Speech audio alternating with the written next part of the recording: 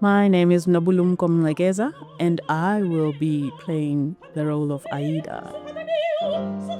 Emotionally, it's challenging. Technically, it's challenging. But one has to find a way. I have to dig in and not hold back so that everyone understands what I'm trying to say, everyone understands the story. I want the audience to feel the pain AIDA goes through. I want them to feel the love she has for her homeland. The thing that excites me the most is me being in the middle.